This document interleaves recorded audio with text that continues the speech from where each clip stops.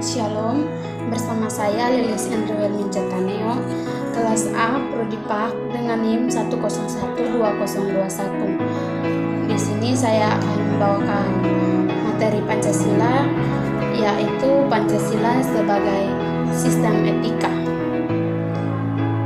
Pancasila sebagai sistem etika di samping merupakan way of life bangsa Indonesia, juga merupakan struktur pemikiran yang disusun untuk memberikan tuntutan atau panduan kepada setiap warga negara Indonesia dalam bersikap dan bertingkah laku.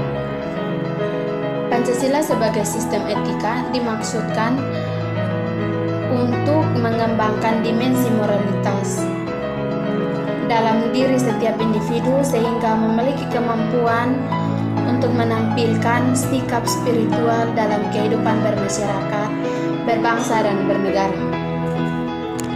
Yang berikut kita akan menelusuri, atau yang pertama kita akan menelusuri konsep dan urgensi Pancasila sebagai sistem etika. Yang pertama, konsep Pancasila sebagai sistem etika. A. Pengertian etika. Etika pada umumnya dimengerti sebagai pemikiran filosofis mengenai segala sesuatu yang dianggap baik atau buruk dalam perilaku manusia. Keseluruhan perilaku manusia dengan norma dan prinsip-prinsip yang menganutnya dikerap kali disebut moralitas atau etika. Etika selalu berkaitan dengan masalah nilai, sehingga perbincangan tentang etika pada umumnya membicarakan tentang masalah nilai, baik atau buruk. Yang B, aliran-aliran etika. Ada beberapa aliran etika yang dikenal dalam bidang filsafat, meliputi etika keutamaan, teologis, deontologis, dan deontologis. Etika keutamaan atau etika kebijakan adalah teori yang mempelajari keutamaan atau virtu.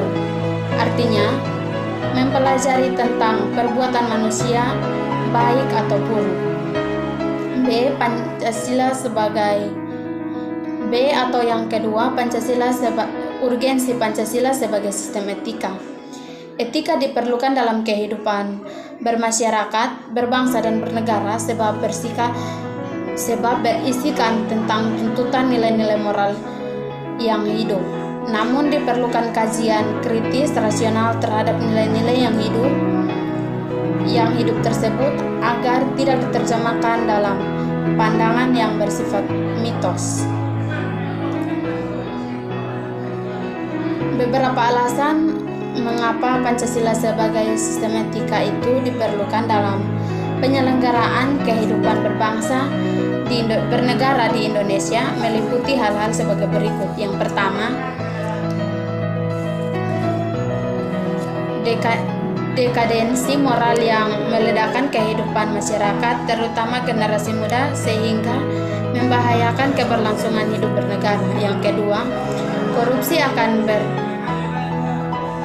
akan bersimajalela karena para penyelenggara negara tidak memiliki rambu-rambu normatif dan meninggalkan tugasnya. Yang ketiga, kurangnya rasa perlu berkontribusi dalam pembangunan melalui pembayaran pajak. Yang keempat, pelanggaran hak-hak asasi manusia dalam kehidupan berbangsa dan bernegara di Indonesia ditandai dengan melemahnya penghargaan seseorang terhadap pihak yang lain. Yang berikut yaitu kita akan menggali sumber historis, sosiologis, politis tentang Pancasila sebagai sistem etika. Yang pertama, sumber historis. Pada zaman Orde Lama, Pancasila sebagai sistem etika masih dibentuk sebagai filsafat